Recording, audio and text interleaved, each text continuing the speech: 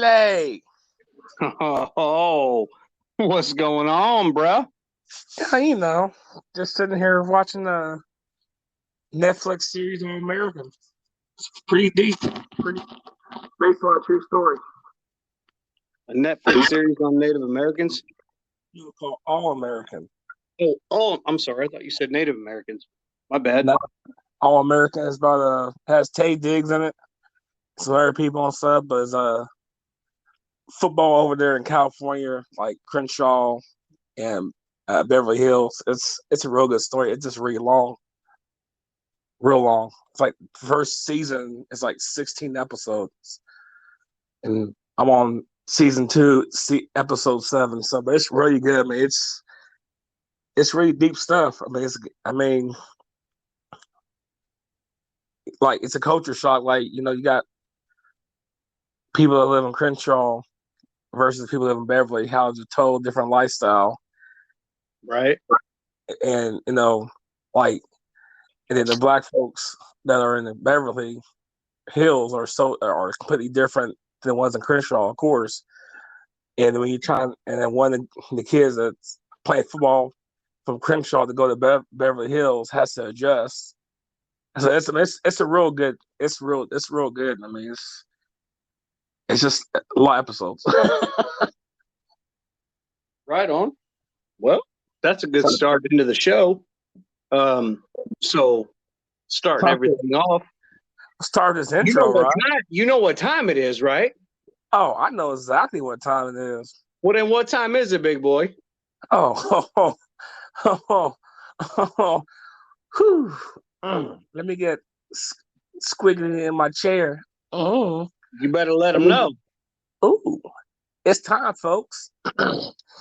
Hey, clear my voice out. La la la la la la.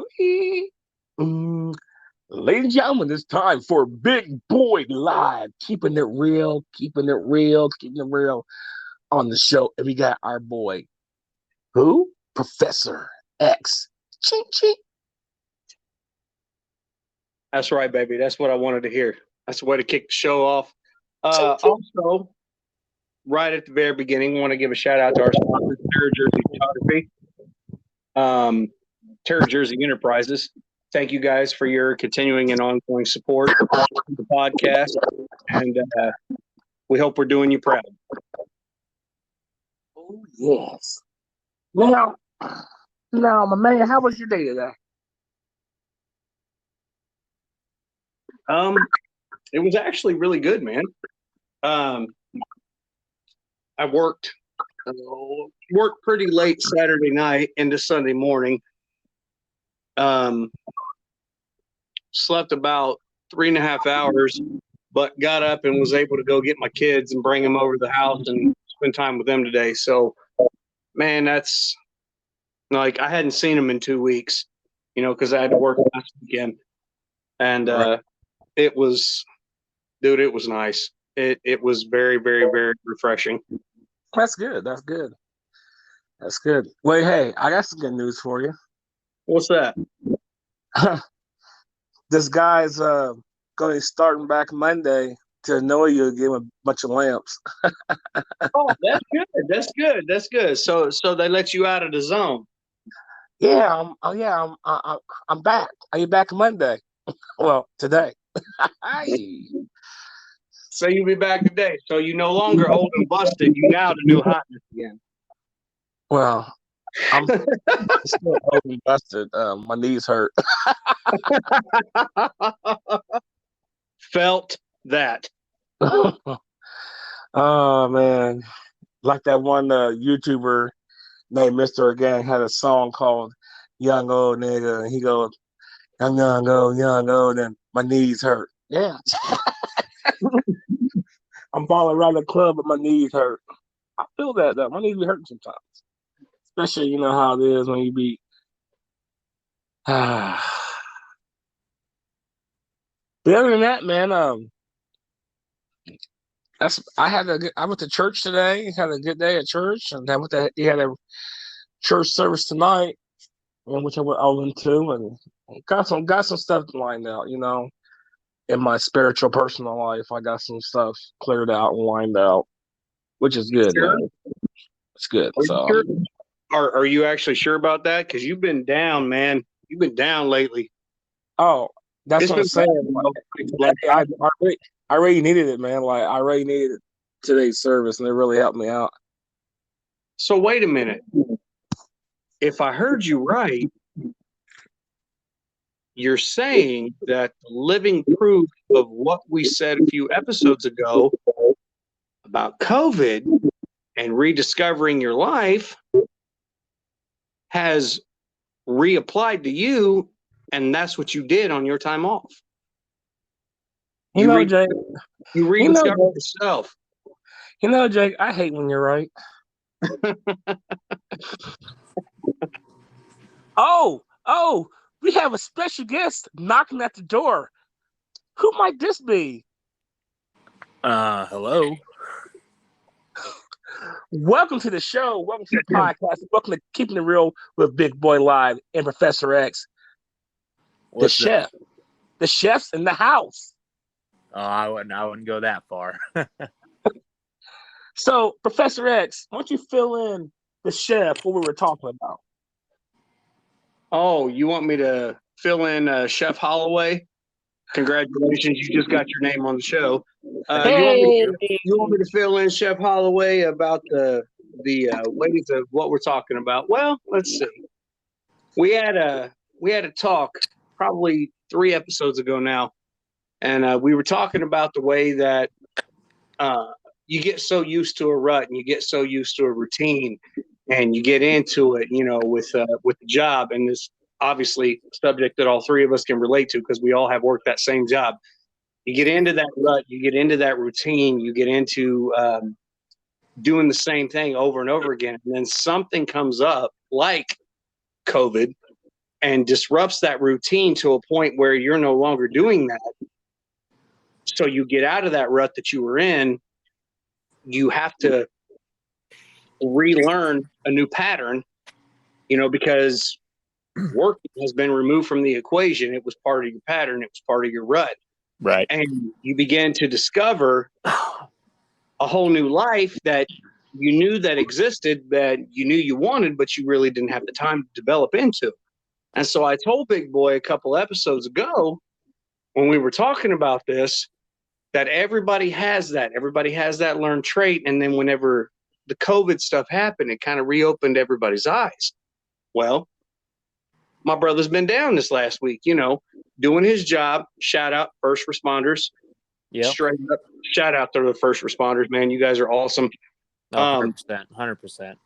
You guys, seriously, man, you guys do not get enough credit. So thank you guys for going through the classes, going through the schooling, going through the training. Thank you guys, seriously. you know what? Let's not forget.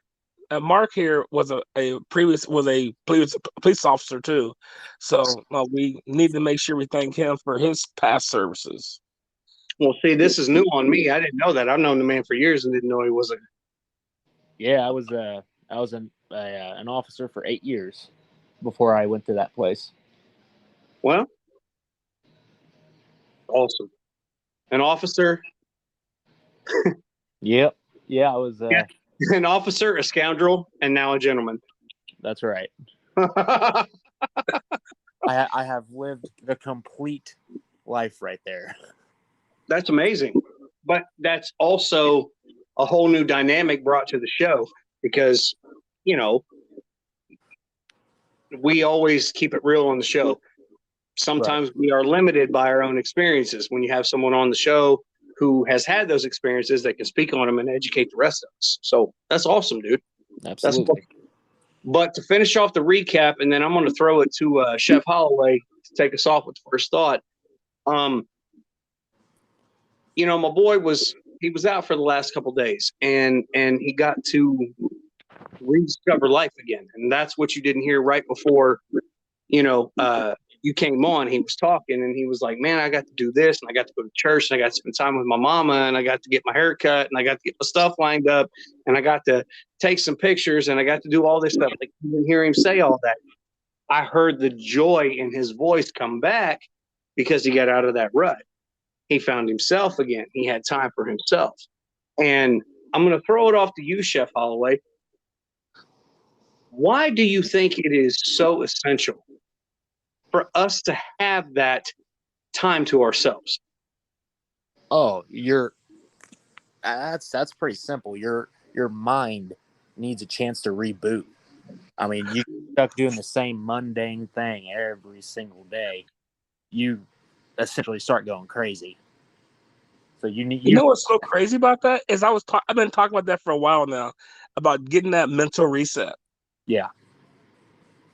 And like me now, with not being able to work anymore, I've had that mental reset, and I mean, I wouldn't exactly say I'm happier, but it's I'm different now. That's what I was getting ready to say. You're different. You're not happier, but things and circumstances in your life have become different. So because it's still so new, you're like, I'm currently okay with this. Yeah. A little bit more time to process what happened or what you went through or things of that nature may lead to a different outcome, emotionally.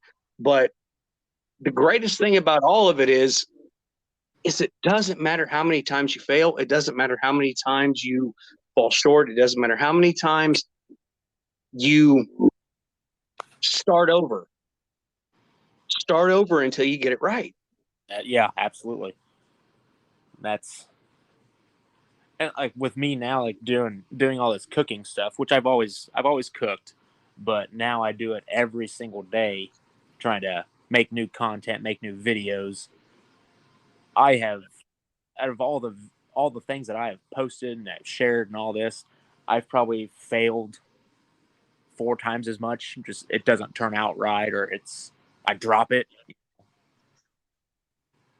Chef, you and I are preaching the same language right now. I don't know if you know this about me, but Chef X, he's a chef too. Oh, there you go. There you go. We'll have to collab on something. Oh my God. And Big Boy can have the exclusive rights to the live podcast. 100%. Well, you know what's crazy about all this? I used to have my own barbecue business. I used to do. I'm a barbecue kind of guy, so I think we need a Don't say it. triple threat. A triple threat cooking feast from 3 different styles. I am, You know what I mean? game for that. I'll tell you what. Hold on. I'll tell you what. I'll break it down. What's your favorite thing to barbecue, Big Boy? Oh, son. Everybody has one. Everybody has one thing they like the most. Chef Holloway knows I'm right on that one. Yes.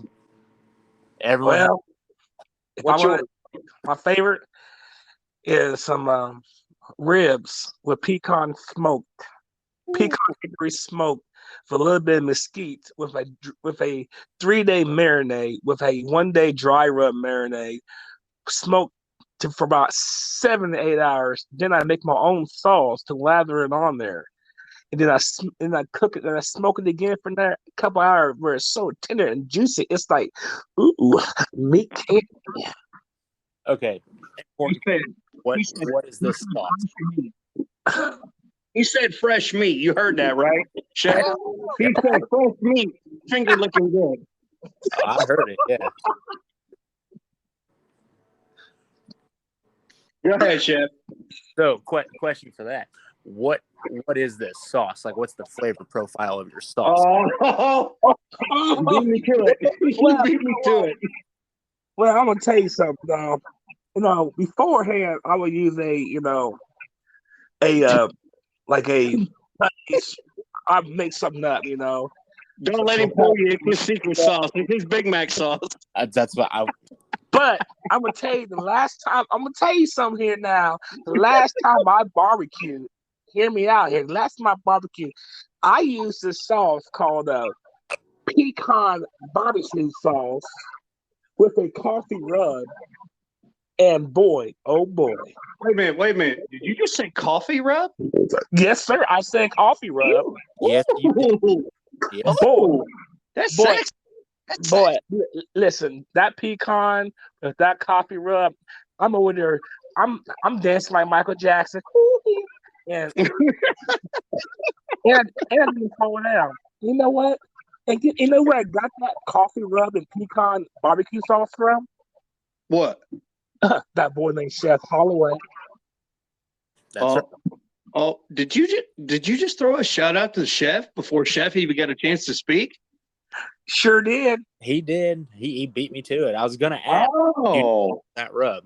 Hold on. Hold on. What? No. I got to cut you off. Because you know what you just did. You just straight up looked at Chef Holloway and said, "Let me lick on them chocolate salty balls." I'll stick my mouth. Little sweet, little salty. You know, you got it's the perfect mouthful. I'm just telling you, that boy can make some. His Texas rub is amazing. He has this Alabama white sauce. He has is amazing. Hold on. The boy got it going on. Right, but hey, Chef, why do you cook? Simply because I enjoy it. I enjoy. One, I enjoy how it makes me feel using my creativity and all of that nature. But then I also I love to see the smile that it puts on people's faces when I present it to them. And then hearing this, that what Big Boy just said, that was his favorite thing to do was my stuff. Exactly. So what I'm hearing you say is the exact same reason why I cook. Yeah. It brings the joy to you personally to hear that you've touched somebody's life through your cooking. Absolutely. Abso-freaking-lutely. That's awesome, Chef. So I don't want to get off topic because I know you're getting ready to educate us and school us. So what is your favorite barbecue? My favorite thing to barbecue? Yep. Ooh. Probably just a good. I know it's only going to be one or two things. Probably just a good old-fashioned pork belly or pork shoulder. There it is. That's the one. That's what I was going to say too. Yeah. Pork shoulder. Pork shoulder is just so much fun to barbecue. But again, we're in Chef Holloway school. Educate us, bro.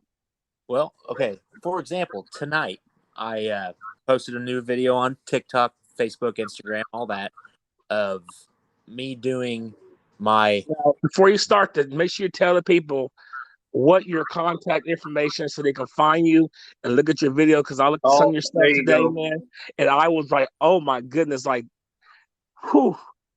All right, so yeah, on TikTok you can find me at Mark Holloway 06, all one. Instagram is mholloway1, and Facebook is just my name. Now I'll make sure everybody listening out there, I'll have all Mark's links in the description so you can check him out. Support this man in what his mission and what he's doing, because the man can do good work. He can cook. And he sells the seasonings too. So if you need any seasonings, get a hold of him, because you will not be disappointed.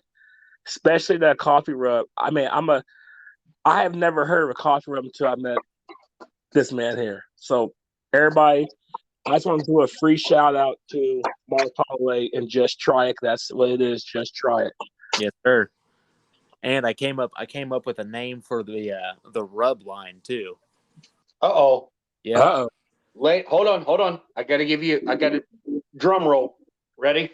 Here we go. Ladies and gentlemen, unveiling on Big Boy Live for the first time tonight, dry rub seasoning expert, chef expert, food connoisseur, Mr. Mark Holloway. Educate us. So the name of that line is gonna be Just Try It Dry. Ooh. Ooh. Boy. Oh boy. Hey, I'm gonna have some fun with that one and making a logo for that one, brother. Yep. You're gonna have Beyonce pissed off tonight. She said if you like it, then you should have put a ring on it. You just said if you like it, you should have put some lube on it. Absolutely. Absolutely. Oh my god! I figured something like that would hit differently. So oh my God.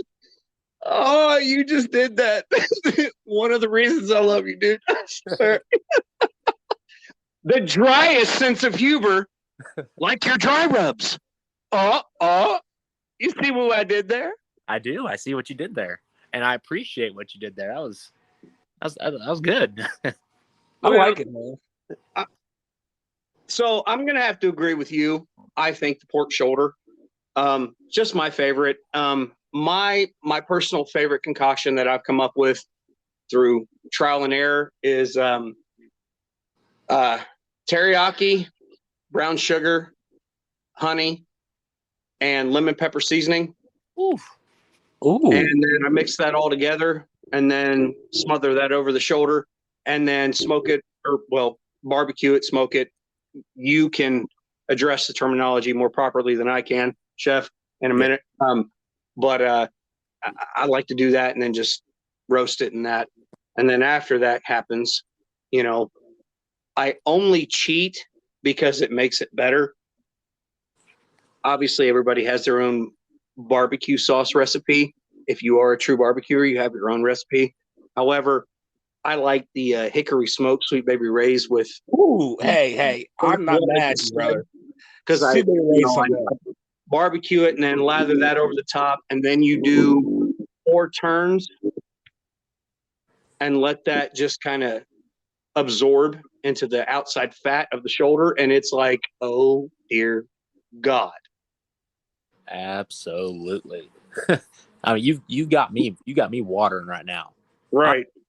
I'm moist. Hey, I thought you were dry. I'm moist now. What? So Chef, I got a question for you. What is your favorite way to candy bacon? Oh, geez, I'm glad you asked that. My favorite way to candy bacon is it's in the oven, obviously, but you sprinkle brown sugar and cayenne over it. Ooh. Yeah. Oh dear Lord. It is so good. So I do brown sugar. Have you ever heard of Nature Seasoning? Nature Seasoning? Nature Seasoning. It's one of those seasonings you can buy on the shelf at Walmart. I swear on my life, I love to make my own stuff from scratch. But good God, it's one of the most complete seasonings I think they have out there, personally. Yeah. That and Lowry's edition of garlic salt. Oh, they're really, really good when you know how to mix them together. And they're so versatile. Oh, yeah. Yeah, I agree with you so much. So much. Well, fellas, listen, y'all talking about this bacon stuff. I'm gonna tell you what I do to my bacon, and then we're gonna have a little commercial break because I get this tap on my shoulder from the sponsors saying, "Hey man, holler at us." Listen, what I do is I take my bacon, I put it on the sheet, right? I take my bowl, a nice bowl. I put a little bit of smoked paprika in it. I put a little bit of honey in there. I put a little bit of cinnamon in there, a dash of brown sugar. After I do all that, I put a little bit of strawberry jelly. I stir it up, heat it up, and I just lather it on there on the bacon. And boy, oh boy, oh boy. And then I take that bacon and I wrap it around some asparagus. Oh, Jesus. Hallelujah. I sure I eat it. Oh my gosh, you got me speaking in tongues right now. Woo! Geez, I bought a Honda. Should have been a Hyundai. I'm licking my. Yeah, we're going to take a quick commercial break to get head word from our sponsors. We appreciate what we got going on here. We'll be right back.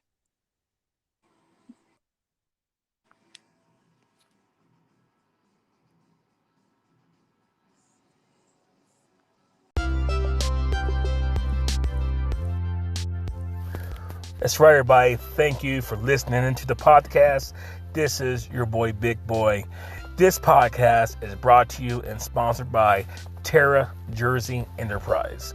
Terra Jersey Enterprise will hook you up with some custom shirts. Also, Terra Jersey Photography. capturing your moments of today to make them last for a lifetime. But like I said, this podcast is brought to you by Terra Jersey Enterprise.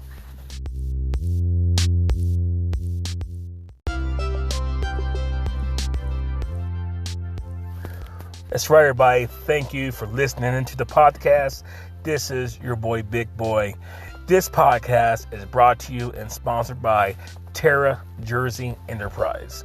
Terra Jersey Enterprise will hook you up with some custom shirts. Also, Terra Jersey Photography, capturing your moments of today to make them last for a lifetime. But like I said, this podcast is brought to you by Terra Jersey Enterprise.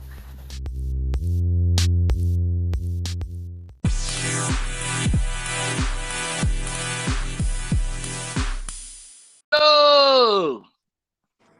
Hey, yo. Hey, yo. Well, I appreciate everybody checking back into the Keeping It Real podcast. Like I said, we have Professor X, the co-host, and we have our very special guest tonight, the one and only, the man they call Chef Holloway, a.k.a. Feed me, baby! Feed me. Insert Chicago Bulls theme song there. All right. Well, I'm gonna start it off. I'm gonna change the topic because you just brought it up. Who are your favorite sports teams, Chef? I got the Bears in football, Yep. Cardinals in baseball. I'm sorry. I know. NBA, I've kind of stopped watching that a long while ago. Right. Illinois College. Illinois. Let me guess. You stopped watching NBA because of Jordan, right? Yep. Bird mainly. Bird. Oh. Yep. Yep. Okay. That's what I thought. So what I'm hearing, Chef, is that you and I are around the same age. Yeah. Is that what I'm thinking? Yep. I'm 35.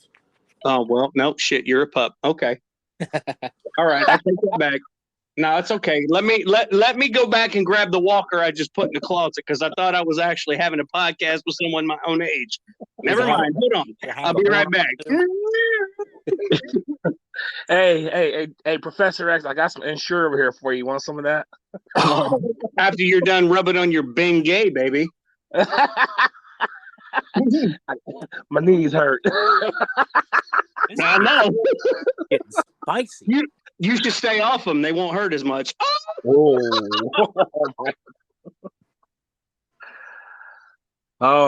did it. You get this mark because we take shots together all the time. Hey, that's perfect. So big boy, what's your favorite teams, bro? Well, like I said, NBA wise, it was the Bulls, because of the Jordan era. And baseball, man, I really never got into baseball like that. I kind of just went with the team that, is kind of like popular type deal. It was like the Yankees, But I did like the White Sox because of Frank Thomas, Right. and then of course, I mean, I'm not gonna sit here and say I had a favorite team, but I like different players. I was a Kenny Griffey Jr. fan. My God. I was a Frank Thomas fan because I had the game. I had the big hurt game. I had that Frank Thomas game, baseball game. Oh yeah. I had it. And I played that too. I played MLB, and I always played with the Marlins with Kenny Griffey Jr. on there. And of course, like Sammy Sosa's and your Mark and Mark McGuire and stuff. McGuire. Yep. So, and of course, that dude, Bo Jackson, son. Yeah, you can't forget. And then it comes to football, man. I'm not gonna lie. Like, I had a time, like, long time ago, I was a Buccaneers fan because I loved Warren Sapp because I modeled him as far as football. And listen, hear me out. Brady bandwagon. No, listen. You hear what I'm saying? All right. I like Buccaneers because of Warren Sapp. because I was a defensive player in football. So I try to play football aggressive like he did. Okay. Mm-hmm. So after that, I went towards my Florida teams. I love to stay in Florida. I love Florida. So I represent the Dolphins and the Jaguars because I love those two teams. And then when it comes to college football, we all know. Yeah, we already know. Anybody who knows you knows. But give the shout out. Florida Gators, baby. The swamp. Down in Gainesville. Hey, and then didn't you tell everybody a few episodes ago that you met a legend from Florida? What? Yes, I did. Have you told Chef Holloway this story? Because it's pretty freaking amazing. I don't think so. Well, you know what? Let me tell the story again, because maybe got some new listeners out there. Anyone might want to know. So I went to Kentucky to see family, but I did to see a family. I did pictures for my cousins for his senior pictures and stuff. And my mom and I, we always stop at the same rest stop every single time on the way back. So I'm walking in the balcony because I use the rest, because I was one driving. I'm always one driving. I have my Florida Gator hoodie on. And this guy, this tall dude, was like, "Hey man, it's a nice hoodie." I say, "I know, Florida Gators for life." He said, "Heck yeah." He shows me his hand. This was he said, I'm a national champion Hall of Fame quarterback, Steve Spurrier. Ooh. I'm sitting like starstruck. I'm like one of those little girls at the NSYNC concert. Like, oh my God, Hall of Famer. Nice. Like, he was telling me all these stories about, and it is like, I felt like a little kid listening to his grandpa tell him all these war stories. He just like, eyes all big and stuff, and we're just talking, man, chopping it up, man. It was awesome. And then when he left, I went back to the back and said, "Oh man, I can't believe I talked to that guy." And the one thing I did not do, I didn't get a picture with him because I was so starstruck. The fact that I met a legend. Yeah. And I told my mom about it. My mom was like, "Did you get a picture of him?" I said, "No, I was just so excited the fact that I actually met, a legend. You don't get the opportunity a lot of times. Yeah. And sometimes you just you forget.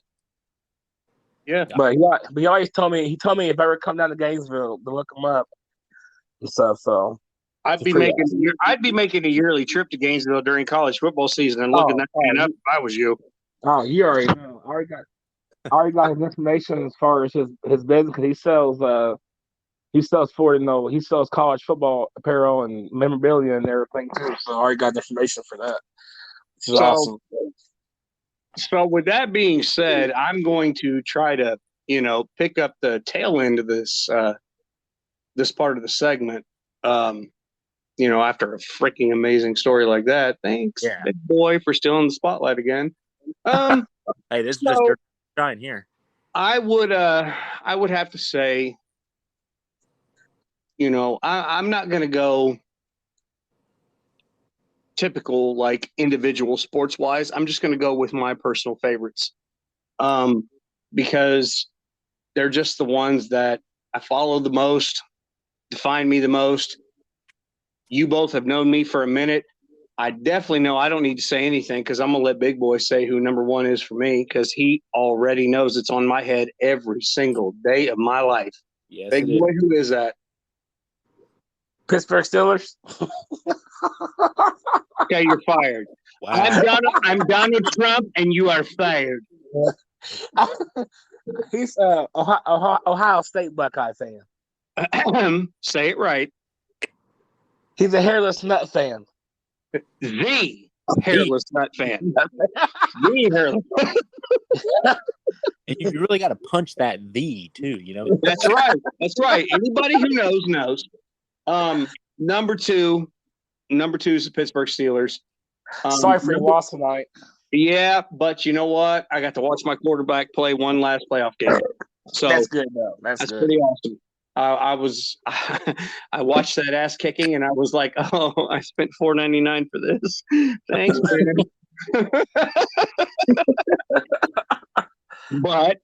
But for sentimental reasons, I still got 05 and 07. Thank you, Ben. We'll take them. But no, Steelers are 2. Number 3, solid, always solid, Boston Red Sox. I've been a Red Sox fan for 35 years. I've followed the franchise. I grew up with it. I started liking the team because my favorite player had his first name is what is my last name, Wade Boggs.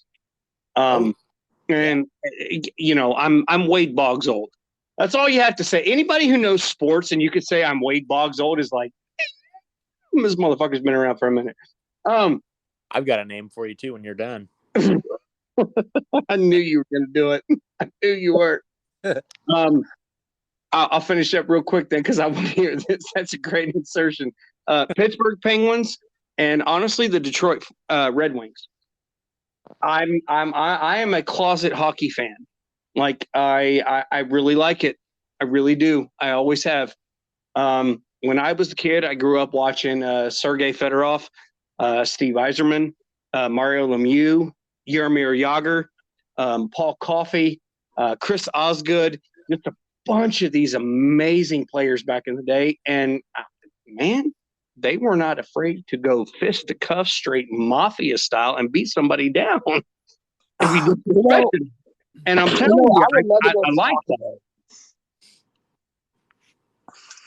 Yeah. I enjoy watching hockey. Yeah, I love it. I would love to go see one. I've never been to hockey before. I'd love to go see one. Oh, yeah, just go to the Indianapolis Ice.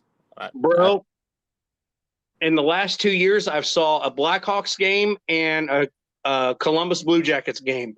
It was so eye-opening and refreshing. It was sweet. I've seen the Dallas Stars. Was Madonna still playing when you saw him? Yes. Oh, my God. I hate you and love you so much. Yeah, it was, Mike Madonna.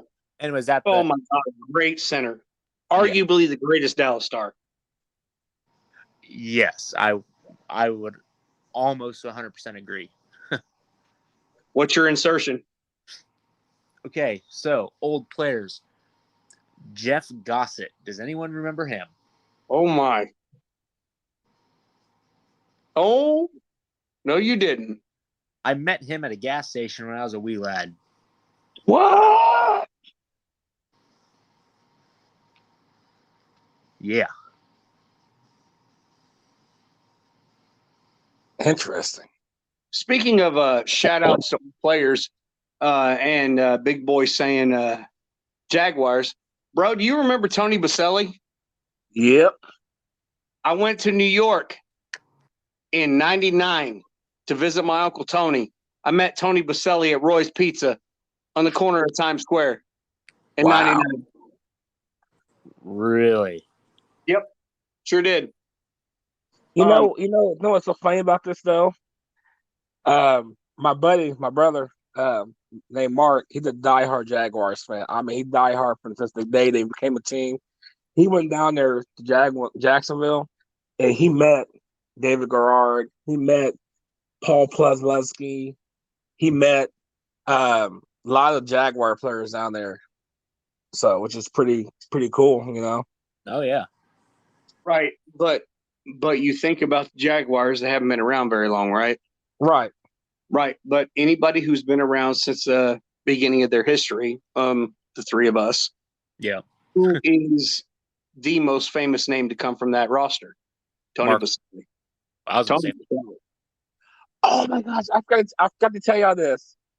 Don't help, Professor X. Please don't hit me. I tell you this, okay? Mm-hmm. I met Hines Ward. What? Yes. All right, I'm getting off. At Menards, because they had a promo a long time ago. He was there, and I met Hines Ward. Okay. I'm not going to engage that with a comment. Instead, I'm going to go back to Chef Holloway for the name that he had to throw out at me so that I don't kill you.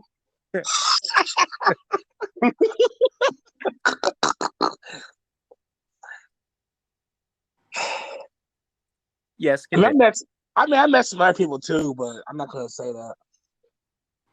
All right, Chef, what was the name you had for me? Jeff Gossett. You remember? Do you know who I'm talking about?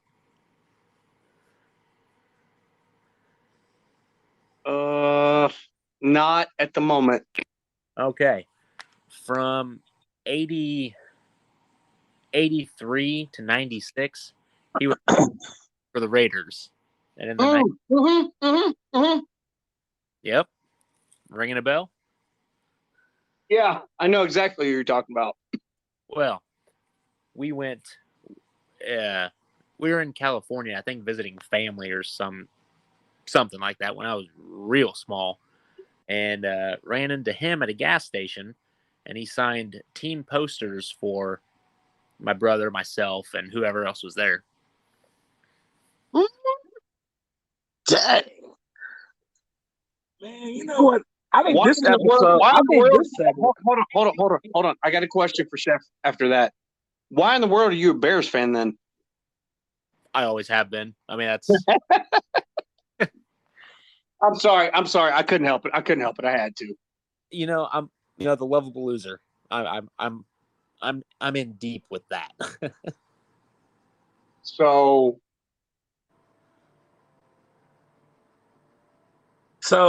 I got. I have to ask, who's your favorite Bears player? My favorite player? Not of all time, who you have seen. Big Boy and I have this discussion a lot because, see, it's easy to go with the historical greats. Oh, they're the greatest because of this, this, and that. But it's not because you've ever seen them. Right. It's because it's what you've been told. It's because of what you've been spoon-fed by the media and generations before you. Yep. Okay, so favorite. Are we talking seeing live or seeing play on TV? At this stage, I know you've been to so many Bears games, it don't matter. I've been to one Bears game, and that was just a few months ago. Wow. But who is, in general, like TV, live, who is your favorite Bears player? Who is the one that you saw play that you liked the most, that had the most impact on your fandom, so to speak? Dick Butkus.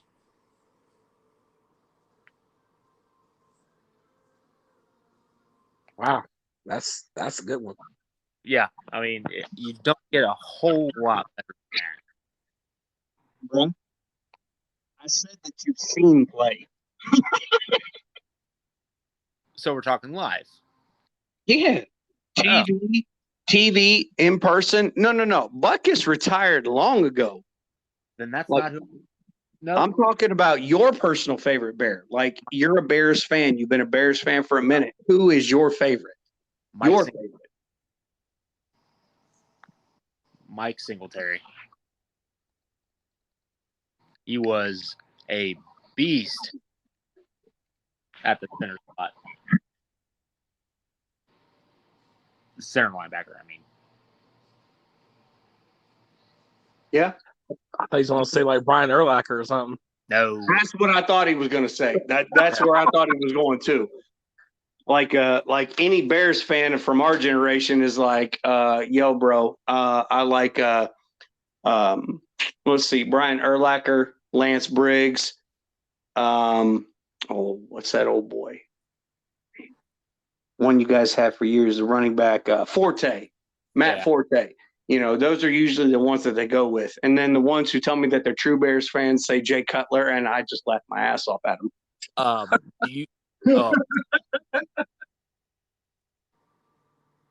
Yeah, that person needs to be strung up. Right. Right. So fellas, let me tell y'all a story, okay? Uh-oh.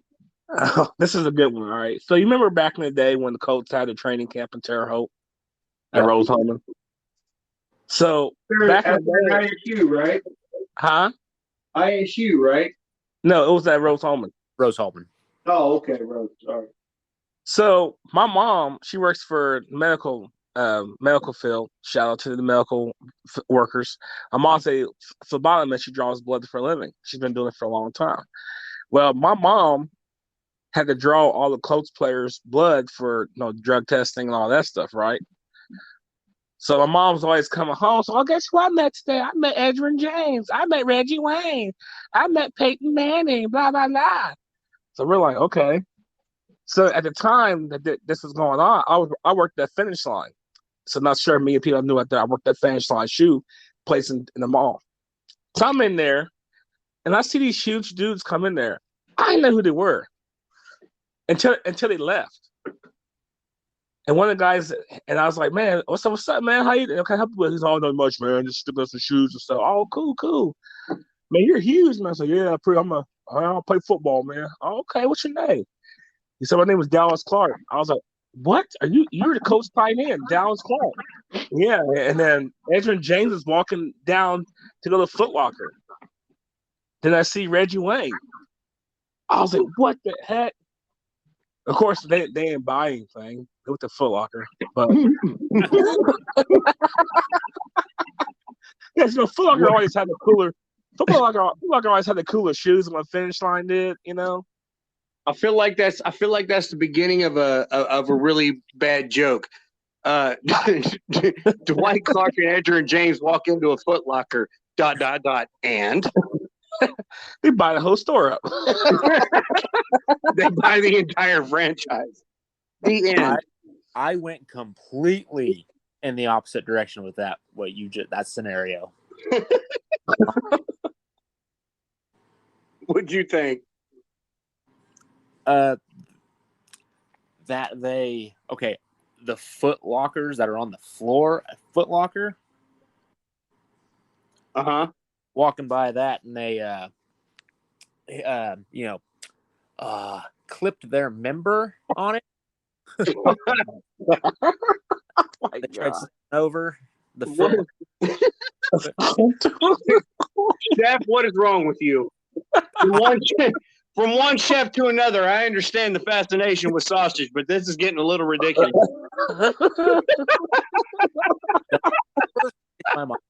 And for that, Lord, I apologize.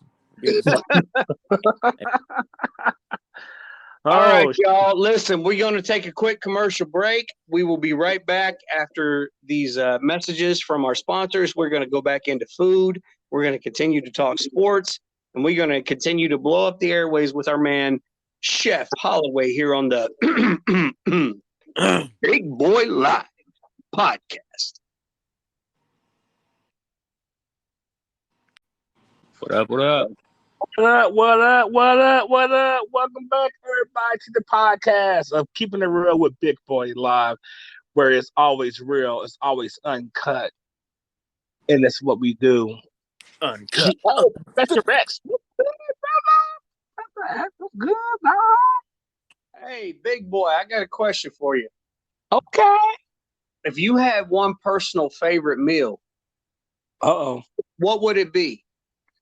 If you could, and I'll even give you a little bit of liberty, because I already hear Chef Holloway's lips frothing at the corners of his mouth. Well, that topic. So you get 3 courses. Can I just have 3 main meals, please, and 1 dessert? All right. Well, go ahead and do that then. Go ahead. My favorite dessert is cheesecake. It always will be cheesecake. I love cheesecake with passion. Okay. Number 2, for my main meals, I love chicken Alfredo, shrimp Alfredo, shrimp and chicken Alfredo, which I love. Which I heard somebody had a killer Alfredo, which I've been trying to get a hold of for like a couple of years now. I mean, I'm right here. All you had to do was ask. This boy named Chef always boasts about this Alfredo he makes, and I've been waiting on this for Bad Boy a couple of years. He will attest to that. And I love me some Chinese food. General Tso's chicken with fried rice, with crab rangoon and egg roll on the side. If anybody wants to give me some with some lo mein, oh God. And of course, you gotta go with the All American classic, big old fat juicy cheeseburger Woo. with some toasted buns and some bacon and some pepper jack cheese with some juicy steak fries. Do not get me started on my ideas for burgers. Oh, yeah. All right. So with that being said, Chef Holloway, same question to you. My go-to meal? You get a 3-course meal. What is it? 3-course meal. Well, I'm going to go with shepherd's pie. Hands down, shepherd's pie. Oh, dear God, marry me now. Um, I am single. Not for long. We'll see. I'm not trying to be like the black guy in this. I try to be like that one black guy, but what's a shepherd's pie? I never heard of that. Oh God. Well, I expected this. If he don't got it, I do. But go ahead. So a traditional shepherd's pie, not like the kind we make here, but a traditional shepherd's pie is it's ground lamb with veggies, layer of mashed potatoes, and then baked. The American version is ground beef. It's hamburger, veggies, all that. Same deal. But it's called a cottage pie. Yeah, here it's called a cottage pie. I never heard that. Okay. That's a difference.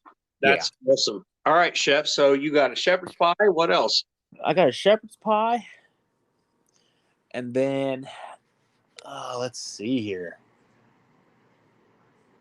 Probably here. Definitely a Just Try It burger. Oh. The mini varieties. Oh. And then lastly, we will go with my late grandmother's bourbon cake. Bourbon cake. Ooh. Okay. Yeah. Okay. Yeah. Okay. Oh my. Okay. Yeah. So for me, dear God, I'm hungry now. I would have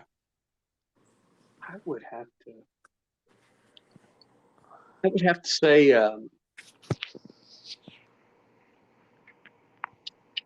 honey barbecue roasted turnip greens.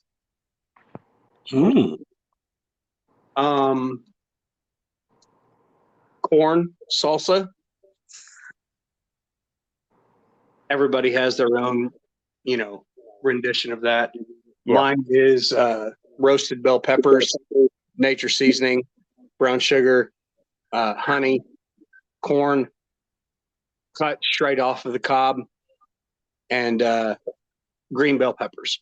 That's my roasted corn salsa. And then I would have to say, as cliche as this is going to sound, I think Chef will appreciate this more than anybody. The Reuben. Oh. There's so many takes you can have on it. And I don't care who you are. If you are in the culinary field, if you have ever been in the culinary field, you can never go wrong with a good corned beef and hash. Or just corned beef in general. Absolutely not. Oh, why do I gotta get put in these situations for? You don't know what corned beef and hash is? I know what corned beef hash is. I've never had Reuben before. Okay. Oh my God. I mean, no, that's not as blasphemous. No. You're right. It's not blasphemous. I'm just like, oh dear God, he doesn't know what he's missing. He's missing out. Yeah. Yeah, because you're literally talking about the sandwich that created the Big Mac. Yes, sir. Like, I mean, seriously, the very first sandwich that, Thousand Island dressing was addressed to. You have shredded lettuce on the Big Mac, sauerkraut, that you have on the Reuben is shredded. You have your top of the line until, inflation happened and they dialed everything back. The Big Mac used to come on a sesame seed bun. Ooh. Mm-hmm. I went to McDonald's 2 weeks ago and I got 2 Big Macs and they were not on sesame seed buns. Listen, you know what? I'm gonna start throw it out there, okay? I'm gonna start throw it out there, okay? I think I don't know if y'all agree with me on this, but I think the next podcast that we do needs to be involving food, eating food with a camera, ending the podcast while eating food and talking about food. How about? I don't know. I think it's a good idea. So basically, you're telling us we need to develop our own Food Network show. Did I say that? Yeah, you did. I'm just saying. Like, Chef heard the same thing. He was like, "Okay, so we're now Food Network stars." Yeah. I'm just saying because you got 3 people here that have 3 different styles of cooking, a different style of things. But we all love to cook. We should make our own like YouTube channel of like Styles Collide or something. And I'm all about that, but I'm telling you right now, if episode 1 of the cooking challenge or the cook off, quote unquote, amongst friends is not Yo Mama's mac and cheese, I don't want no part of it. We start from the basics and we teach from the ground up. That's what we do. Oh, that's how we have to do it. What is America? What is literally every family, every kid, every person in America? What is one of their absolute all-time favorite dishes? Macaroni and cheese. Start from the basics.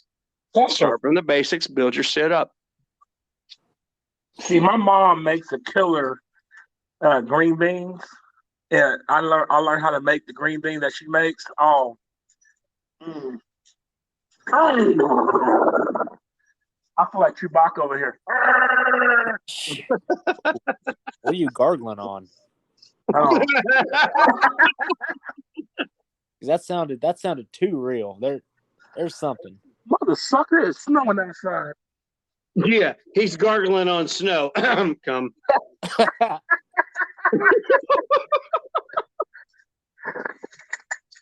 Well, I'm sorry. I'm just being responsible. Let the kids out to play. So feeding the geese. I got another question then, Chef. Yeah. What's your handicap? Oh Jesus. That's a good one right there. What is the highest it can go? Mine. They haven't found a number for it yet. Okay. Go 2 above that. So they consider me a 99, so you would be a 98? No, I'd be at 101. I have my days where my game is on point for like 2 holes, and then it's.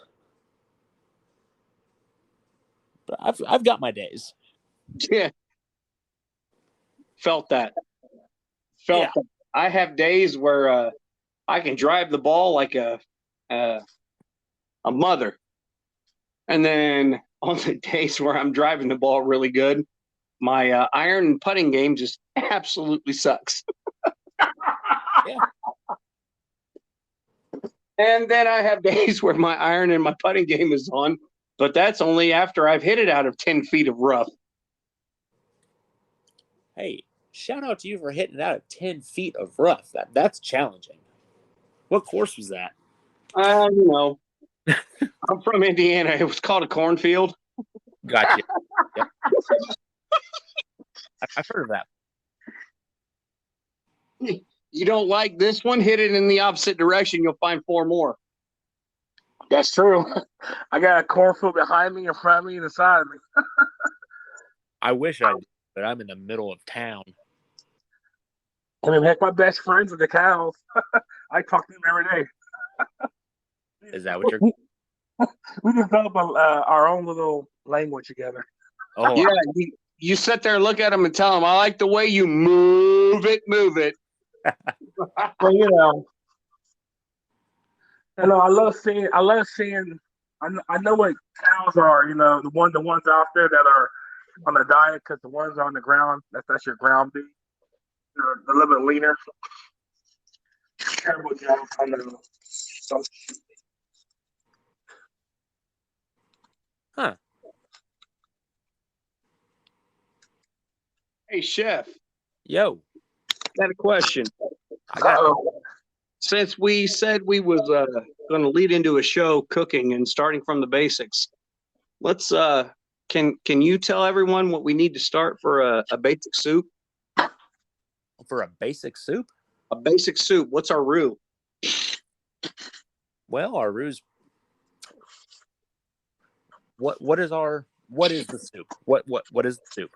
Whatever you want it to be. Tell them your mirepoix and tell them your roux.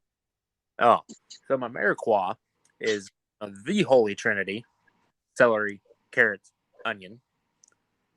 My roux is going to be chicken stock with flour. Or Not cornstarch?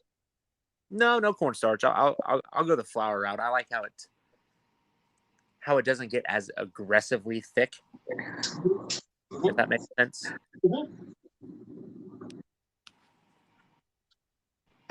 Chicken stock? Yep. Then we're gonna flavor all that up with garlic.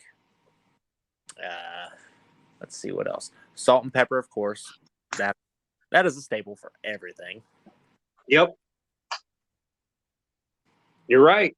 Mm. What is the absolute greatest flavor that you can put on a steak, chef? The absolute greatest flavor you can put on a steak Is the most basic, right? is what? The most basic, right? Yep. Salt and pepper. Oh yeah. Salt and pepper. That's all I ever do, unless I'm using my stuff. By the way, I just want to give a little shout out to you, because the way I saw you baste that steak the other night was foodgasmically sexy. So yeah, like I gotta give a shout out to that. One chef to another chef, like that was pretty sick. Like I had a hard on for you, like I do for Gordon Ramsay that night. So that was pretty awesome. That means a lot. Yeah, thank you. I knew you wouldn't be offended by that. I knew you would understand. Oh, absolutely. So, big boy, I got a question for you. Uh-oh. What's the best way to eat a steak? Medium well. What?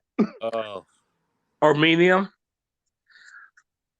I had a steak today from Texas Roadhouse. I ate lunch with my dad, and I got medium, and it was pretty juicy. Yeah. Oh, chef. Yeah. Get him, What? chef. Get him, chef. What did I do wrong? Medium rare. There it is. Okay, I'll try it out next time. You know what? Y'all lost me when y'all talking about the soup stuff, because I never heard what the heck y'all talked about. All the soup I know about is about vegetable soup out of chunky Campbell's chunky soup. Reggie, did you eat your chunky soup? Hey, I love clam chowder. Bro. I want somebody making some good clam chowder, not from the chunky soup. Bro. Whoa, hang on. I think chef can do that. Yes. But if we're talking about basics, going back to basics, like childhood basics, for cooking, you got to make a canned Campbell's tomato soup. With? Milk. And? A good motherfucking cheese. Yes. Boy, that's my boy. I was going to say, because you said back in childhood, woo, grilled cheese sandwich, boy. I'm sorry, Terry Jersey. The devil inside of me took over because Chef got me excited because I know what I'm eating when we're done with this podcast. I'm just saying. He got me real excited. Hey, listen, you said a grilled cheese sandwich, right? Mm-hmm. So You know, I always have. Don't do ultimate grilled cheese. Don't do it. Listen, hey, I always loved the grilled cheese sandwich, and I upgraded myself to a grilled cheese sandwich with bacon in it. Oh Lord Jesus! Oh, That's what I was getting ready to say too. oh, the grilled cheese sandwich needs no upgrade other than bacon. Like if you're going to upgrade it, the only other logical upgrade is bacon. And yes, I'm going to tell you the greatest upgrade that I had to a grilled cheese sandwich, and the one that I made, and then I'm going to step back and I'm going to let you two just have at it, because I already know where Chef is going with it, and I already know that your taste buds are salivating so much based off of what I haven't said that you're like, Jesus, yeah, Lord. Hey. And all I'm going to say is this. In the words of Kevin Gates, yes, Lord. Yes, Lord. I got 2 phones. I know. One for them bitches and one for them food. Now, anyway, you set me up. I got to take it. So, the greatest grilled cheese I've ever had. So, Steph's going to know exactly what I'm talking about as soon as I say this. You start off Monte Cristo style. Okay? You throw that egg down. You scramble it up. You toast both sides of that. You add a little brown sugar to it. Toast both sides of that bread. Get a little bit of that flavor into that bread. Sourdough. Sourdough only, please. Yes. Because sourdough, for whatever reason, maybe Chef knows the answer. I still have never figured it out. But sourdough holds the best flavor of any bread that you try to cook with. I don't know why. It just does. It really does. I think I might have the answer to that. Oh, do you for real? I believe I do. Oh my God, educate me then. Okay. So you have sourdough, you got white, you got Texas toast. Okay, you got those, and you squeeze them. What's the white and the Texas toast going to do? You just squeeze it between your 2 fingers. It's going to fall apart. It's going to squish. Right. You go to the sourdough and you do that. What are you feeling? It's kind of spongy. Exactly. Got like a sponge-like texture. Exactly. So my theory behind that is it's because it's thicker than the rest. It has that sponginess. That's why it holds so much flavor. Oh, shit. All right. Well, hell, with that being said, like I said, sourdough, cook it, get it where you want it. Throw a pepper jack on one side, sharp cheddar on the other. And since you brought up the bacon, best one I've ever had, jalapeno bacon in the middle of it. Candied jalapeno bacon. I'm telling you, was the most foodgasmic experience that I have ever had. Yes, because Lord. when all of that is cooked perfect and you dip it in fresh milk-based, as Chef said, tomato soup, and you take a bite, it is one of the most luscious things that will ever come across your lips. That's my favorite. Chef, take it away. I am in 100% agreement with you right there on that one. However, I made this sandwich a few weeks ago, maybe a month. It's on the terms of a grilled cheese. The bun, the bread, are just stacks of cheese, deep fried. Oh my God! Top, and then you've got I personally put a cheese or a hamburger in the middle of it because, well, it's what I wanted. But you literally put anything else in there, the cheesiest thing you've ever had.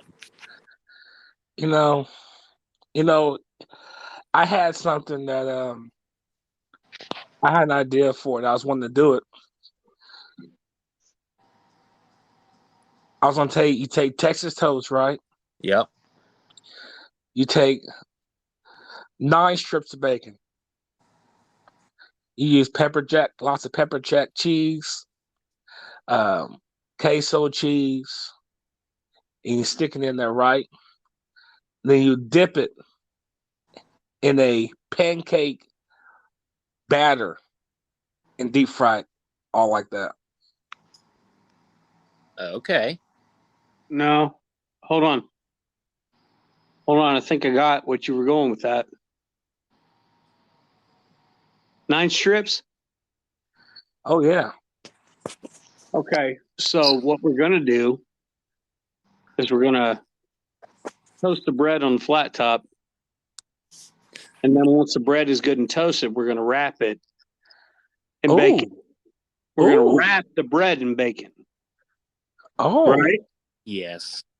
Okay. Then we're going to build the sandwich around that. So what you're basically telling me is you've got, whatever candy type of bacon that you want, but you've got, just for lack of what we were talking about, jalapeno bacon wrapped in wrapped around the bread, and then you're going to toast the grilled cheese with smoked cheddar and a smoked Gouda with a pepper jack center. Oh. Oh my gosh. Dear God, what did you just do, dude? Oh. Okay, hold on. Lord Jesus, I love you. Lord Jesus, take me into your life. Lord Jesus, I got to get right with you because hell just froze over. Yes, Lord. Can I Yes, add Lord. sandwich? Dude, this has got to happen. This is no longer a good podcast. This is no longer a good segue into something else. Like, we really need to get together and cook and do it live. 100%. Like, that's, oh my God, dude. There's 3 episodes right there. Guys, we've already covered the first 3 live episodes. And what we need to do, we need to make sure, I'm gonna get some shirts made. I'm gonna get some shirts made for you and me and Professor X, so you can wear it. All right, Mr. Chef Holloway here just ordered some shirts as a pair for his Just Try brand from Terra Jersey Fits, the clothing line. So I'll tell you what we do. I'll tell you what we do when we get on that podcast. Sorry, when we get on that live cooking show. So starting off, we're going to leave the barbecue in the big boy. That's his specialty. That's his wheelhouse. Yep. I'm going to take the soup, and Jeff, you take the main course. Yes, Lord. Done deal. Yes, Lord. Loaded baked potato soup coming your way. Straight up there, Mama style. Oh, man. So before I get onto this subject, can I add something to your grilled cheese that would be phenomenal? Bacon onion jams. Oh. What? Oh, dear God. Yeah. Sauteed, deeply sauteed, candied onions. Yeah. With that jelly that you just talked about. Yeah. You know exactly what I'm talking about. Oh my gosh, these onions have sauteed for 5 minutes too long. Yeah, we're gonna give them another 3. Yep. Oh. You are reinventing.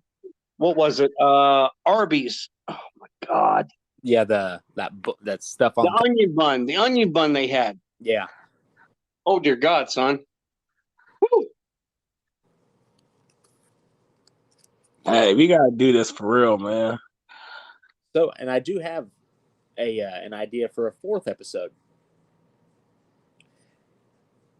All right. Okay. Well, hold on to that. Hold on to that for a brief commercial break. We got to give some love to our sponsors: Terra Jersey Photography, Terra Jersey Enterprises, Big Boy Live. Thank you for your sponsorships. We'll be back in just a moment.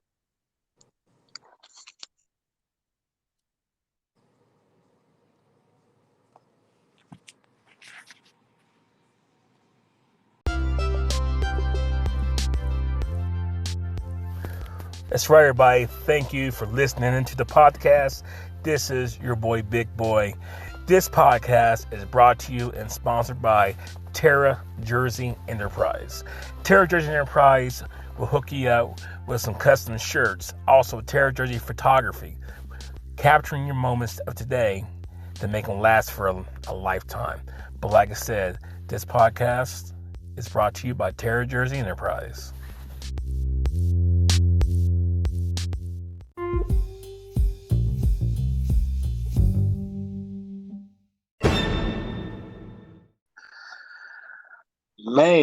Man, I'm hungry, bro. I am 100% game with what we're talking about.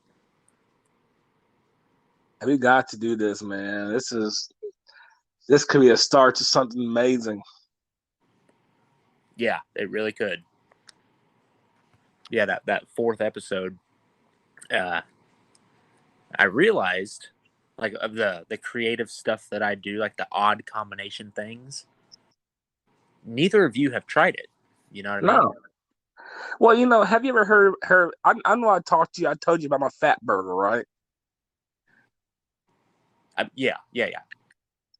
And that fat burger was basically 6 strips of bacon, 3 in the bottom, 3 on top, with a half-pound Angus beef that was seasoned and marinated with Texas toast, with queso and pepper jack cheese, with barbecue sauce smothered on it.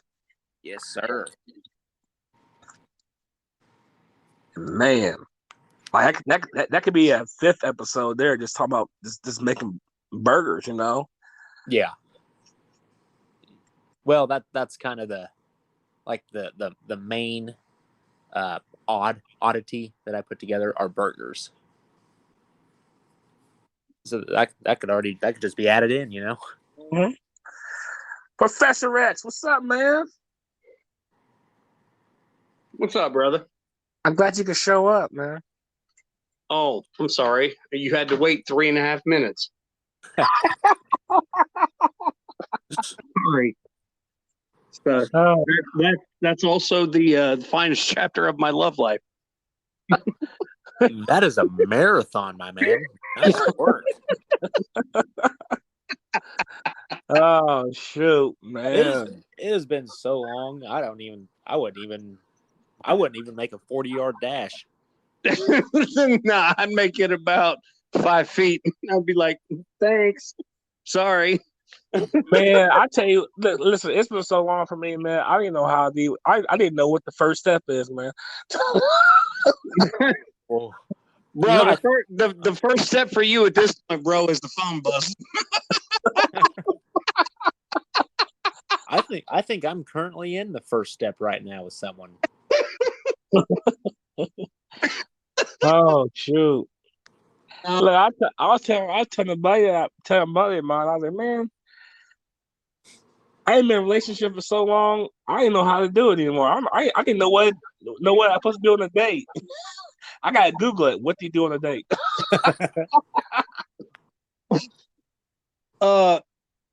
I got a valid driver's license and all this stuff, but I need Uber to tell me how to do a date.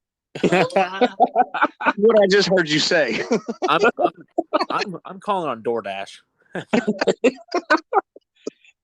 I mean, I was like, man, you think about dates? You go.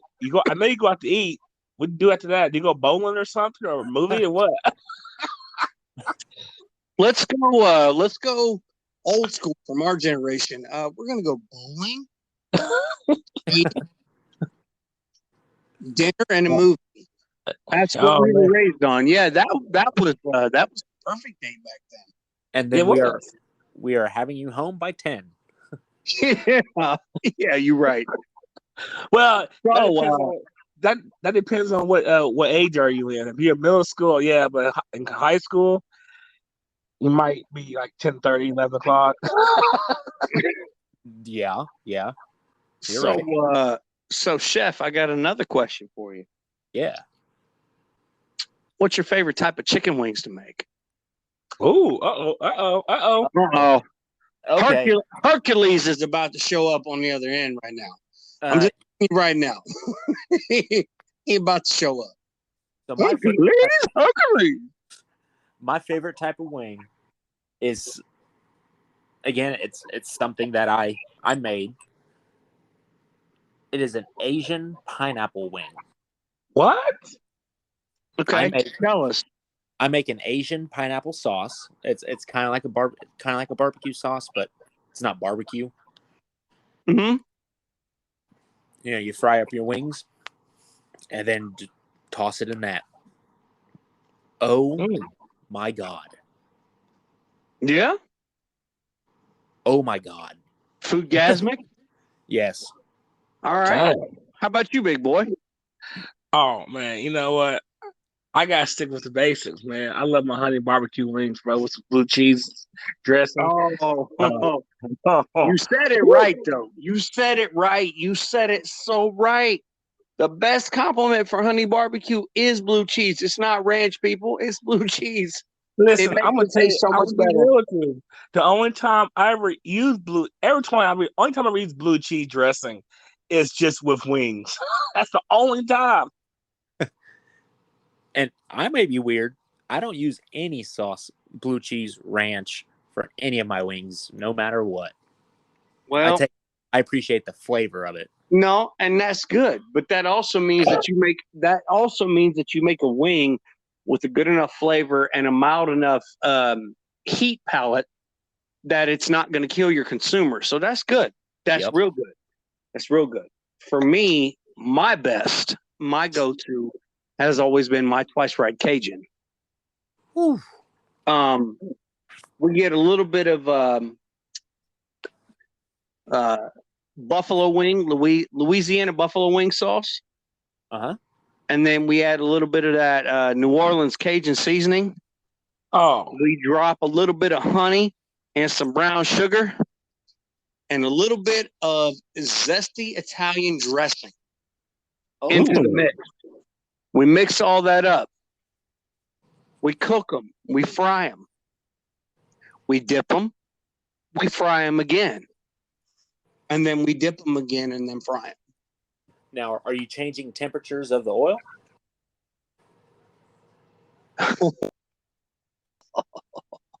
350 to 375, just to get a little crisp on the outside. Okay, perfect. now, Professor X. Now listen to me. Chef has got to make you. What was that flaming season you made for me? I still got it too. Yeah, And I still have some. I only use it when I make my chili, and I only use like a dash of because that stuff is fire. Yes. I would almost say it's probably one of the hottest rubs out there. What'd you put in it there, Chef? Okay, so Hold on. Before you do that, what's it called? Patent pending. This patent is owned. It's all Chef Holloway, so back off, bitches. yeah. We're going to make you some money tonight. Devil's dandruff. What? Oh man, No. I don't want no part of it. It's hot, bro. No part of it. Bro, No, it is so hot. I took the top off, so you smell it. I lost 3 nose hairs. Right to the base.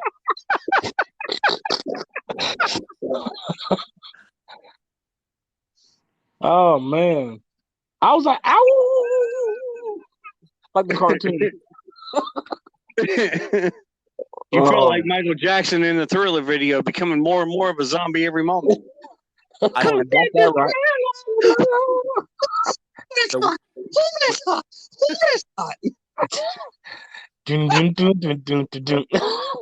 Yo, that stuff is hot though. Like I said, you only need a little bit of it. I thought I lost it, and I found it in my seasoning cabinet. I was like, oh goodness, this is the hot stuff. Man, I opened that bad boy up, and I was like, woo! I was like, it was so hot. I just put like a little micro little smidget of it in my stuff, and boy, that salsa I made, I mean, it was good, but boy, it cleared me out. Yep. My blackened seasoning that I make is like that. I put that on my salmon, tilapia, blackened chicken, if that's what you want. I even do, blackened steak. If you get it right, man, if you get it right, it's just so much fun. Chef knows what I'm talking about. Yes, I do. People keep coming back for it, Yeah. If you can get that right palette of heat mixed with that right palette of savory, you will always continue to have repeat customers. Yes, absolutely. Excuse me. So, what's your favorite type of blackened seasoning, Chef? I mean, I haven't done a whole lot with blackened seasoning because I don't know really of anybody close by that I know very well that likes their stuff blackened. So I haven't messed with it.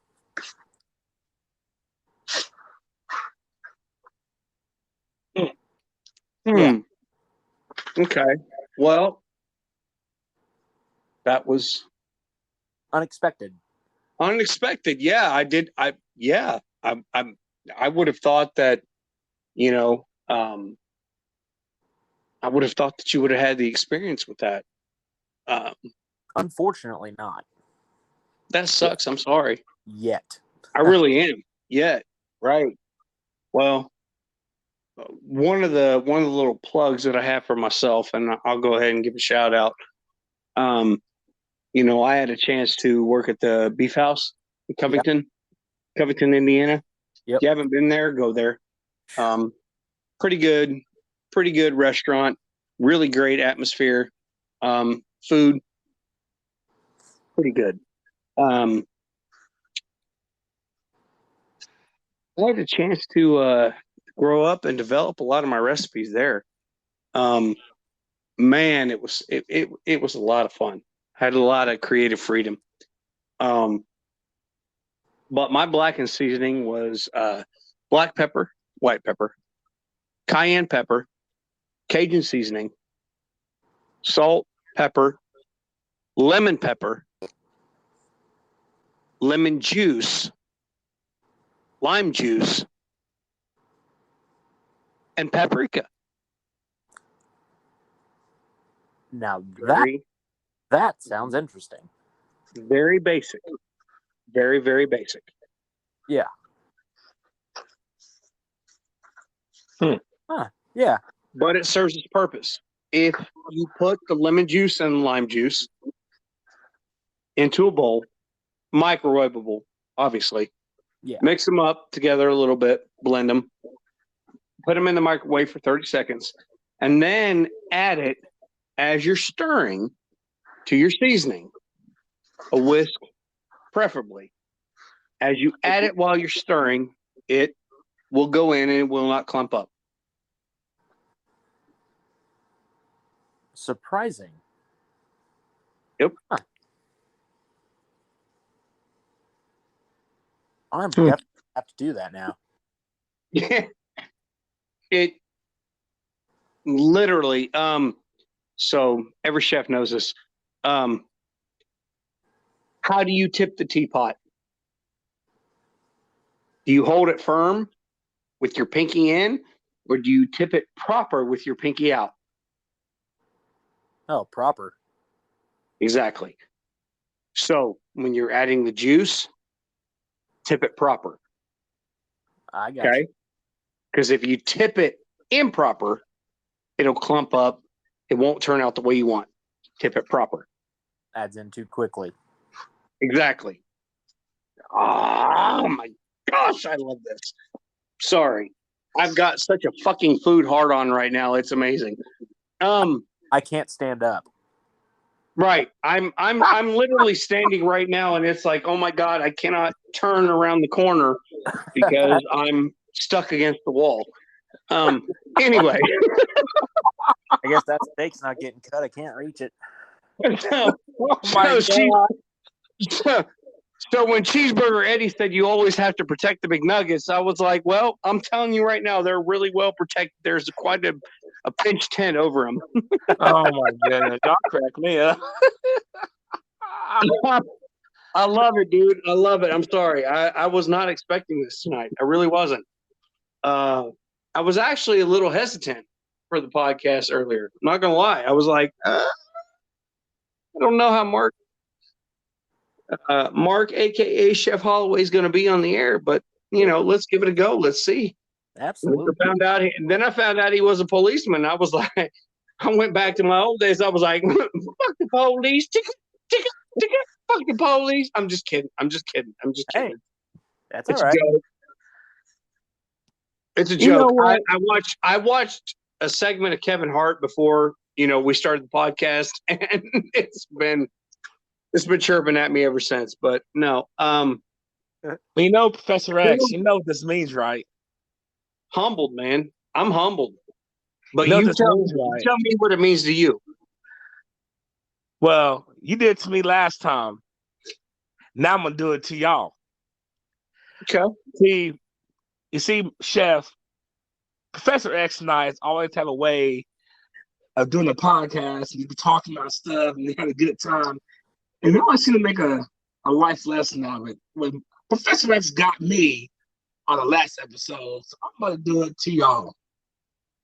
You see, Professor X, you said earlier that you kind of unsure about the podcast tonight because you didn't know how Mark would be, So therefore, you kind of judged him a little bit beforehand, and that's what we do with people. We kind of judge them not knowing who they really are until we sit down and talk to them and get to know it. And we found out we had so much stuff in common that we really didn't realize it. So that's the thing about people is that we sit there and we look at somebody and we think about them. Man, I don't know if that guy really likes this or that girl would like that. If we take the time to get to know somebody, we will learn so much from each other. Like I learned a lot from y'all tonight. You know what I'm saying? Y'all expanded my horizons tonight when it comes to the food because I did not know what a roux was or whatever y'all was talking about, right? But now I know. I got it. And I did now. So that's the thing about it. We have to take the time to learn from each other despite our differences, despite what we think our differences are. But we gotta understand, like, we're all human beings. We gotta learn from each other, and that's how we make the world a better place. And we take the time to learn from each other. So, very well said. I'm just going to tell you right now. I'm going to throw this over to Chef to go off of what you just said. But all I'm going to simply say is, well played, my friend. The term that you forgot was mirepoix, and all you need to know is at the end of every day, whether you're cooking, whether you're getting up, going to a job, whether you are just simply trying to live life to its fullest, all you need are the basic ingredients. The basic ingredients will build you the strongest foundation that you can make. exactly. Chef, take us away. Well, back on, to what you said about getting to know people, this and that.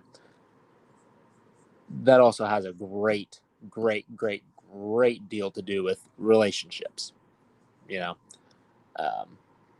For example, I've met quite a few people through my young TikTok journey, and I've made actually some pretty decent friends on there.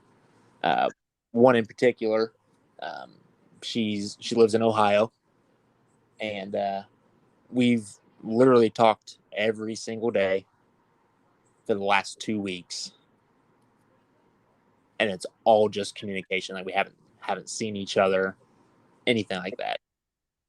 So yeah, communication is a foundation of literally everything. And you know what, Chef?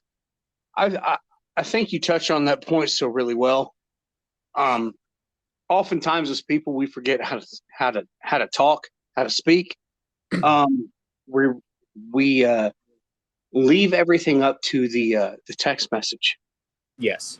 you know, and if God, oftentimes if we would just take the time out to just call one another, talk to one another, answer the damn phone whenever X calls big boy once in a while, you know, we would find out that there's a lot of things that we might actually learn about one.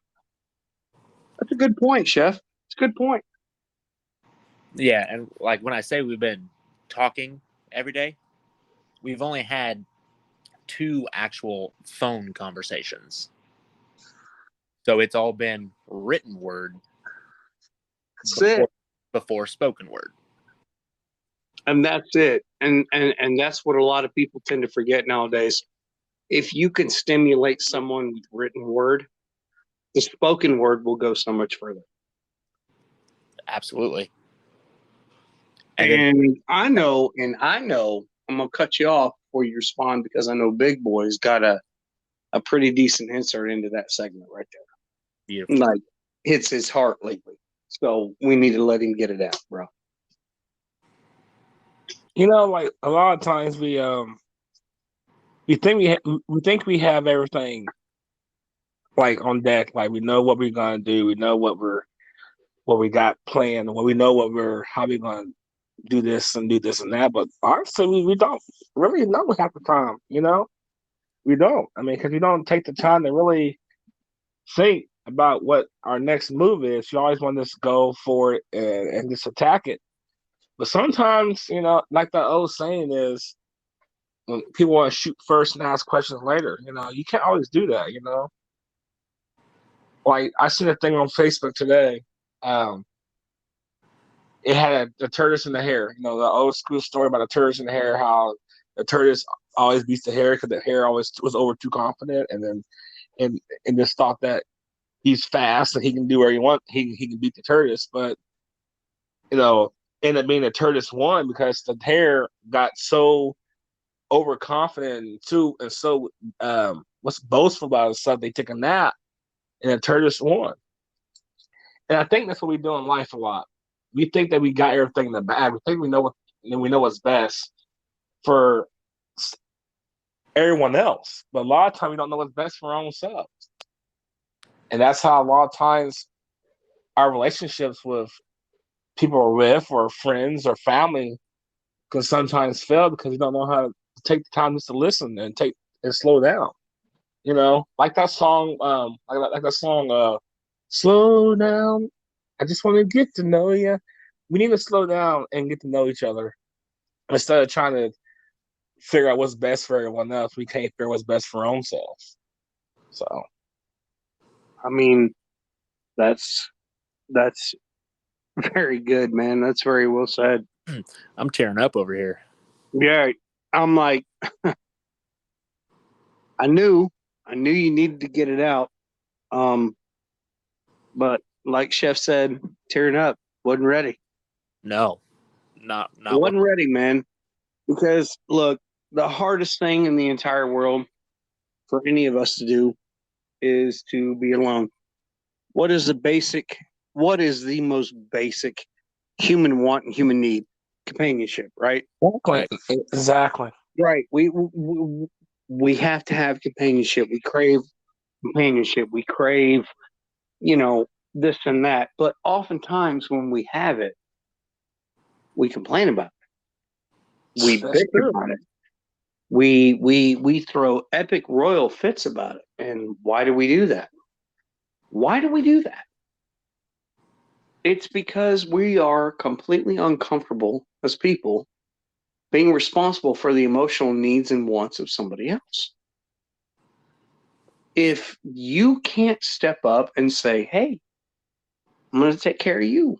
I'm going to put you first. I'm going to put you in front of me. I'm going to do this. I'm going to do that.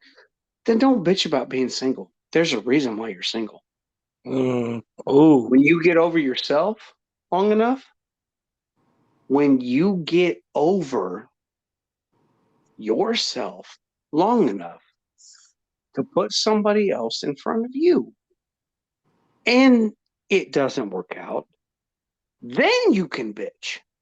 But until you are willing to take a back seat on a consistent basis, do not, and I repeat, do not expect anybody to love you for quote unquote who you are when you yourself don't even know who the fuck you are.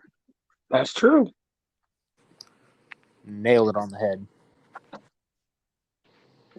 Find yourself, and then you'll find your happiness.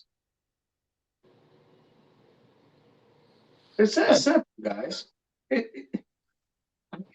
I don't mean to sound like an arrogant prick, but it really is that simple. Like if we would just take time by ourselves long enough to find out who the hell we are, then we would be more selective in our relationships and we would stop thinking with our fucking dicks. I right now am living proof of that. I can attest to every bit of it. Same. Me too. Yep. Like, It's like you're trying to fill a void, you know. And no matter what you do, you try to fill a void, and then we just forget about the basics, you know. But we're so worried about trying to fill this void of loneliness and what we need. Oh, I need to do this. Oh, I need to go buy this, or I need to get with this person. This, not to try to fill a void. And the thing about it, you'll never fill that void because you're too worried about trying to put a band-aid over a void that keeps on bleeding through. And you keep on replacing band-aid because you don't want to go to the doctor and get it sewed up to fix that wound. Because you're scared. Because you're scared to sit down and take responsibility of going with the next step to fixing that wound. You want to just keep putting band-aids over it and putting gauze over it, thinking that that's going to help it.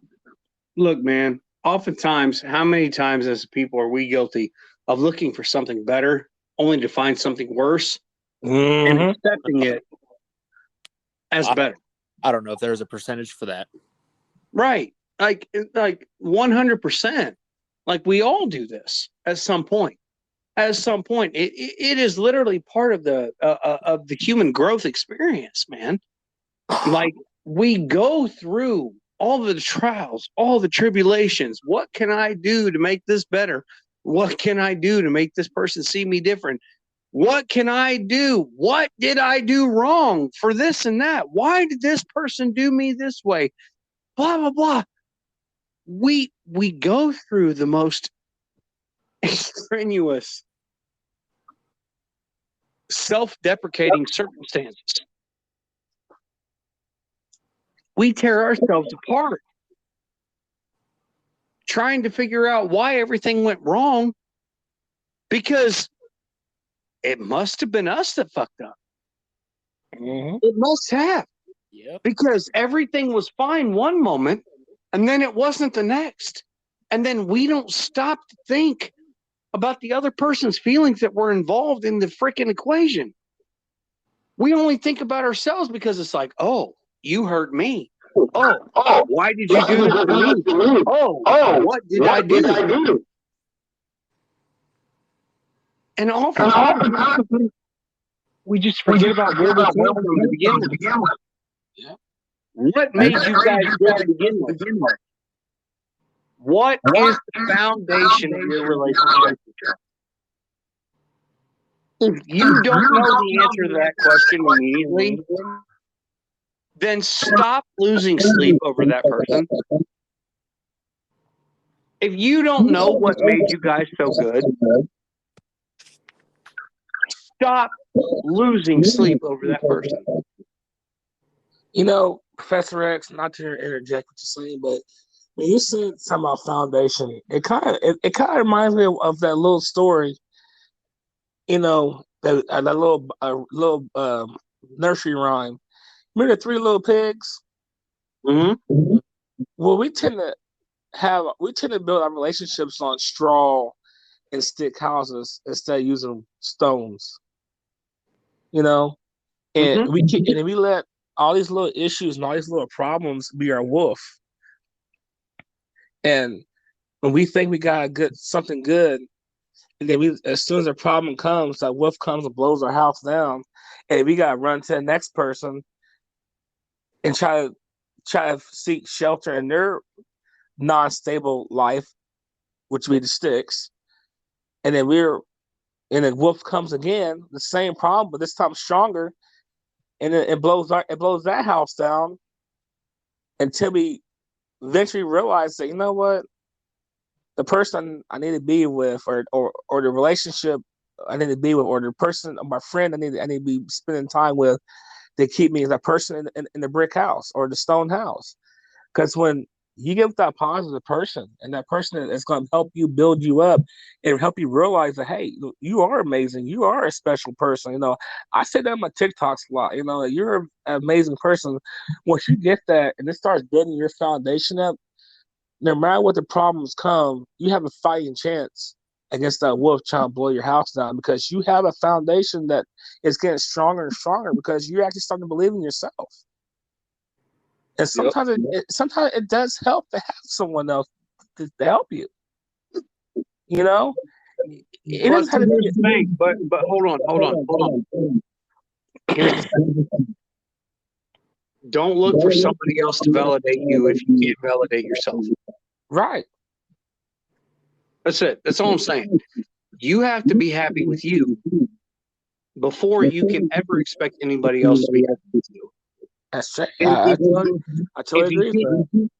If you can't do that, man, then stop crucifying your exes for breaking up with you, because they broke up with you because you don't even like them. There's a reason, Professor. What do you think, Chef? The only thing that I interject about, to not interject necessarily, but push forward, is when you were talking about companionship. Now, I'm not sure if too many people know that there are types of companionship. There's the distance, and then there's the physical. The physical being there, physically right there, touch them, everything. So you fall into complacency of, okay, yep, there they are. But then when you got the distance companionship, it's getting that text every morning, good morning, hope your day goes well. It's, hey, how's your day going now? All this stuff. They're both very important on their own, yet very, very different. True. Oh, shit.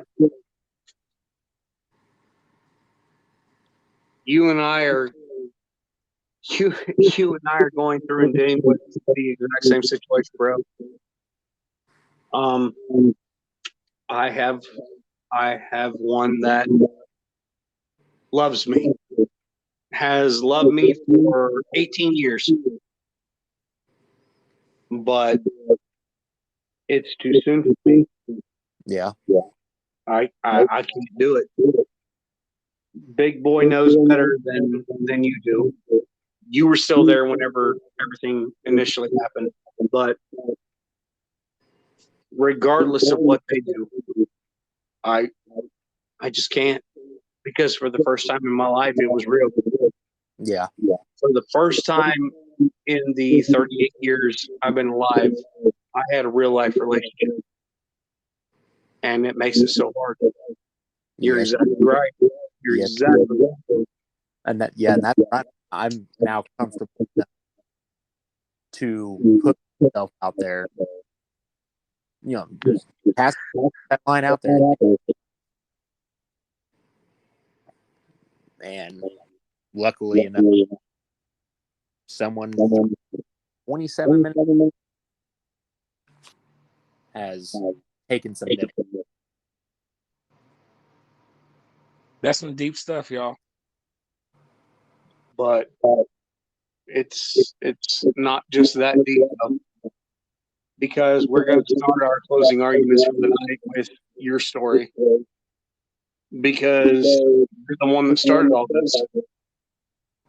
You just happened to reach out to me, and because of the connection that you and I have, we have been able to touch other people, and man, it's the greatest feeling in the whole world.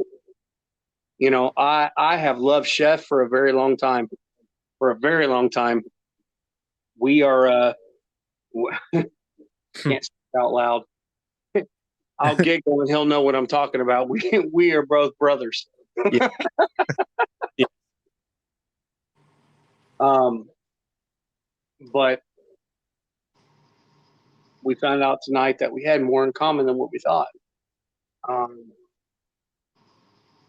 You told me, you're like, yeah, man, let's bring him on the episode, and I was like, man, I don't know, but you were right yet again. So, final thought. Take us away, big boy. So, the final thought for me tonight is that we learned a valuable lesson. We learned a valuable lesson tonight that sometimes you say give people a chance. You might be amazed what you might find out, what you might have in common. We're too busy in life trying to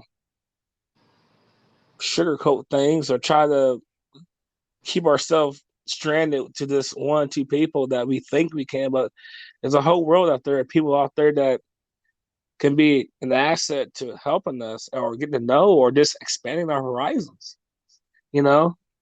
Like, and not only that does what this episode has done, it made us closer as friends, you know? I can honestly say that we're brothers, you know, we're brothers now. I mean, we were co-workers, we were friends, but tonight we learned so much about us that we love some common stuff, and we all been going through some of the same stuff, which makes us real tight, what makes us brothers. So what I'm saying is, people out there, don't be scared, don't be hesitant to try to get to know somebody, because you never know what they can bring to the table. You never know how their experiences in life can help you with your experiences you go on through, because you never know. So don't be afraid. Take that step. All right, Chef, floor is yours. Well, mine is in line with that one. I believe it was Michael Jordan who said it best. You miss 100% of the shots you do not take. Oh, shit. Yeah. You miss 100% of the shots that you do not take. Man, that's deep. Yeah, you know, the point is, take your shot. Keep taking your shot until it falls. And when it starts falling, when the shot starts going in, it's like butter. It's just going to keep getting better and better and better until it really can't get much better. You know what I mean? You mean until you're 6-0 in the finals? Until never been defeated, never been to a game 7?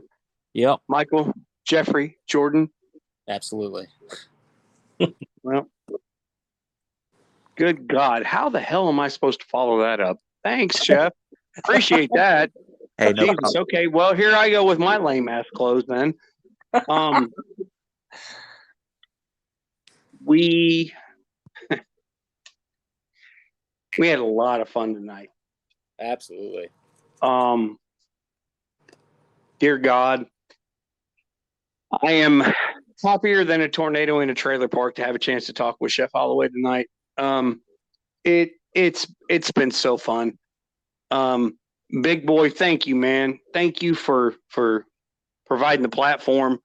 For letting two old chefs just talk for a minute. Man, that was awesome. That was awesome. Thank you so much. Got a couple new recipes, and we are definitely going to be having a live show at some point. This is no longer an option. It's going to happen. because we done set ourselves up for failure if we don't. We're gonna be men not of our word. That's right. And again, man, thank you guys so much. Been a great opportunity. This has, every time I think the podcast ain't going to get no better, Big Boy knows what I'm talking about. We've done about 11 of these episodes now. Every time I think I ain't going to get no better, it takes a step up, just in a different way. And man, Chef, it was fun having you on the show. You're a good dude. You're a good dude, man. I've known you for a long time. You're a good dude. Thank you. And knowing that you love food the way that, Big Boy and I both obviously do, we appreciate your insight, man. Thank you for coming on the show. Big Boy. Big Boy, you the man. You're the man. And I'm going to throw it away with, what do I always say? Take care of yourselves and each other. Thank you, Jerry Springer. Good night. Thank you everybody for tuning in to Big Boy Live Podcast. We appreciate everybody listening in. We appreciate Professor Ash. We appreciate Chef Holloway. Like I said, check us out again. We're coming at you with some live shows, with some cooking, some good food, because you know how us big boys do. We like to eat, baby. Yeah, baby. Have a good night, everybody. This was a great episode, epic. But keeping it real with Big Boy Live. Peace.